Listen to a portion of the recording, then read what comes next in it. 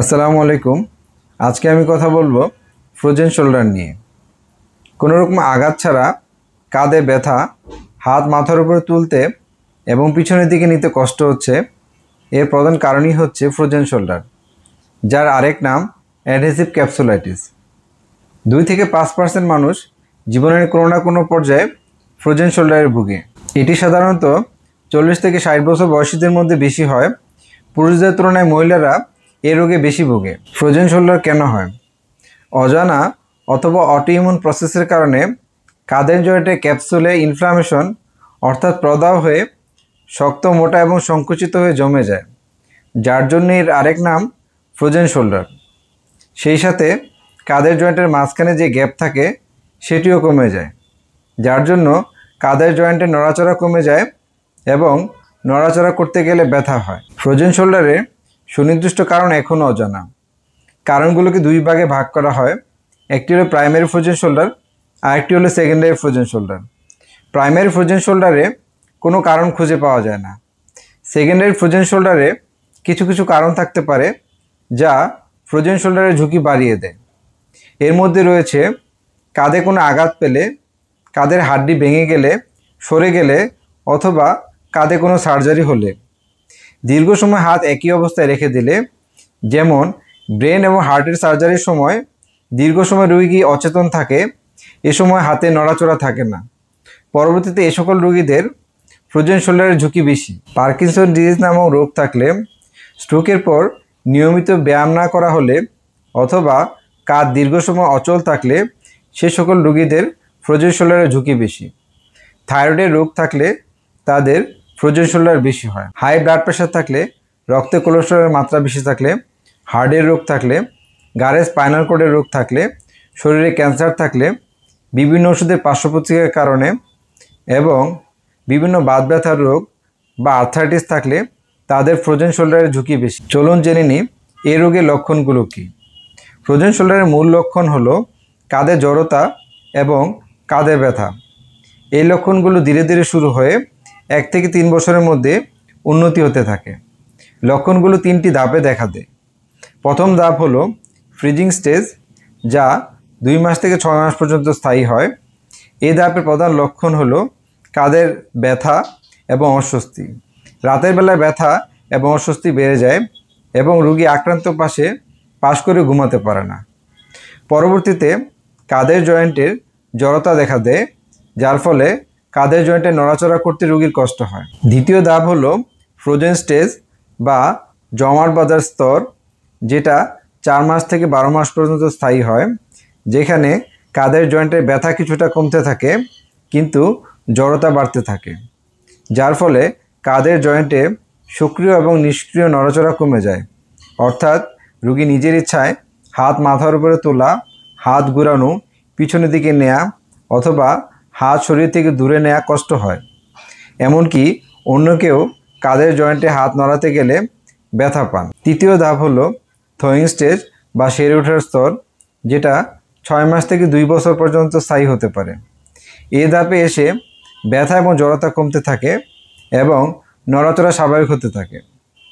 Frozen shoulder অধিকাংশ ক্ষেত্রে এক পাশে শুরু হয়, পরবর্তী সময়ে অন্য পাশেও দেখা দিতে পারে। কিভাবে এই রোগ নির্ণয় করা হয়? ফ্রোজেন শোল্ডার হচ্ছে একটি ক্লিনিক্যাল ডায়াগনোসিস। রোগীর ইতিহাস শুনে এবং কাঁধের জয়েন্টে নড়াচড়া দেখেই এই রোগ নির্ণয় করা হয়।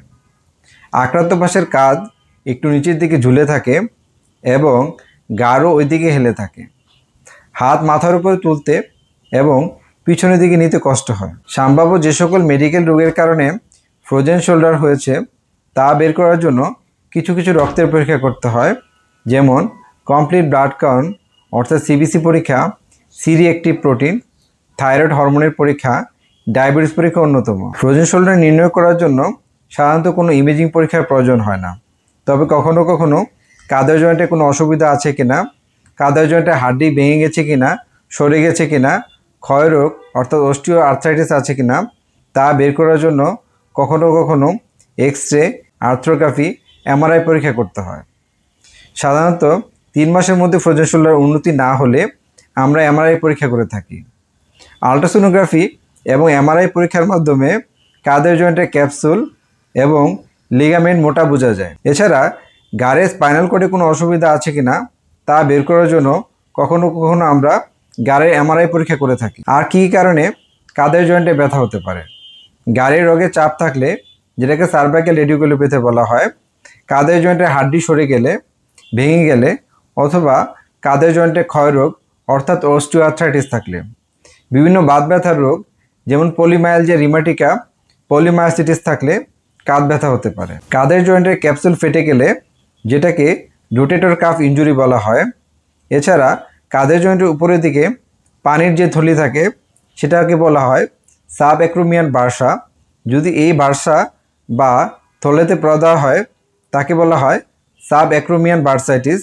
এক্ষেত্রেও কাঁধে ব্যথা হতে পারে। চিকিৎসার মূল উদ্দেশ্য হচ্ছে কাঁধের জয়েন্টে ব্যথা কমানো এবং নড়াচড়া স্বাভাবিক করা। 90% রোগী কনজারভেটিভ চিকিৎসা অর্থাৎ কিছু ওষুধ এবং ব্যায়ামের মাধ্যমে সম্পূর্ণ ভালো হয়ে যায়। Electric heat pad, hot water bag অথবা কোল্ড প্যাড দিয়ে দিনে 2 থেকে 3 বার 10 থেকে 15 মিনিট সেঁক দিলে তা ব্যথা এবং ফুলা কমাতে সাহায্য করে। ফিজিওথেরাপি হচ্ছে এই রোগের প্রধান এবং মূল চিকিৎসা। ফিজিওথেরাপিস্ট রোগীর কাঁধের জয়েন্টে নড়াচড়া বাড়ানোর জন্য বিভিন্ন রকম স্ট্রেচিং এক্সারসাইজ শিখিয়ে দেন। এ সকল এক্সারসাইজের মধ্যে রয়েছে pendulum stretch exercise, towel exercise অন্যতম।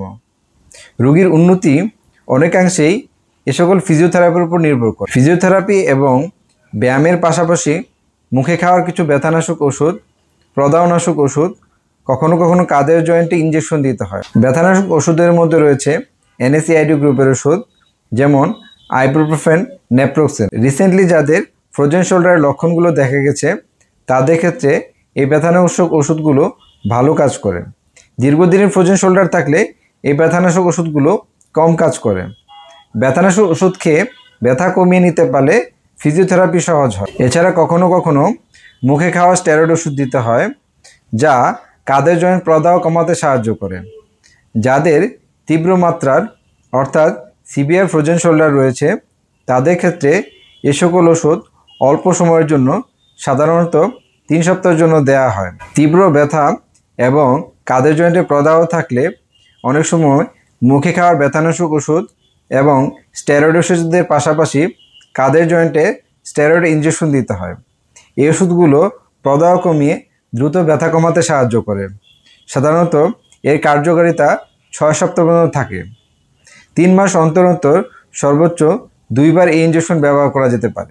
এছাড়া কাঁধের জয়েন্টে লুব্রিকেন্ট নামক ইনজেকশন দেওয়া যায় যা কাঁধের জয়েন্টের ক্যাপসুলকে নরম করতে সাহায্য করে। 1 বছর কনজারভেটিভ চিকিৎসা অর্থাৎ ওষুধ এবং ফিজিওথেরাপি করার পরও যদি ব্যথা না কমে এবং কাঁধের জয়েন্টে নড়াচড়া ঠিকমতো না করতে পারে তখন সেটাকে বলা হয় রিফ্র্যাক্টরি ফ্রোজেন শোল্ডার। এ সকল ক্ষেত্রে সার্জারি করা লাগতে পারে। এ সকল সার্জারির মধ্যে রয়েছে অজ্ঞান করে, ম্যানিপুলেশন করে কাঁধের জয়েন্ট ক্যাপসুল ভেঙে তা ফ্রি করা হয়। এছাড়া শকওয়েভ এবং কাঁধের জয়েন্টের ক্যাপসুলে আর্থ্রোস্কোপ নামক যন্ত্র ঢুকিয়ে ক্যাপসুল রিলিজ করা যায়। ফ্রোজেন শোল্ডার প্রতিরোধে কিছু পদক্ষেপ নেওয়া যেতে পারে, যেমন দৈনন্দিন ব্যস্ততার মধ্যে মাঝে মাঝে হাত দোলানো অথবা ঘোরানো ব্যায়াম করা যেতে পারে। কাঁধে আঘাত অথবা সার্জারির পর যত দ্রুত সম্ভব ফিজিওথেরাপি এবং ব্যায়াম শুরু করতে হবে। কাঁধ সচল থাকলে ফ্রোজেন শোল্ডার কম হয়। কাঁধে ব্যথা অথবা আঘাত পেলে দ্রুত ডাক্তারের পরামর্শ নেওয়া উচিত। ডায়াবেটিস, থাইরয়েড এবং বাত ব্যথার রোগ থাকলে এটি ভালোভাবে নিয়ন্ত্রণ রাখার চেষ্টা করতে হবে। এই রোগের প্রগনোসিস অর্থাৎ ভবিষ্যৎ তুলনামূলকভাবে ভালো। অধিকাংশ ক্ষেত্রে চিকিৎসা না করা হলেও 1 থেকে 3 বছরের মধ্যে এই রোগ সম্পূর্ণ ভালো হয়ে যেতে পারে। কারো কারো ক্ষেত্রে স্থায়ীভাবে ব্যথা থেকে যেতে পারে অথবা নড়াচড়া করতে কষ্ট হতে পারে। 6 থেকে 8 সপ্তাহের মধ্যে ফ্রোজেন শোল্ডার উন্নতি না হলে দ্রুত একজন বিশেষজ্ঞ ডাক্তারের পরামর্শ নিতে হবে। আজকের মতো এখানেই শেষ করছি। আসসালামু আলাইকুম রহমতুল্লাহ।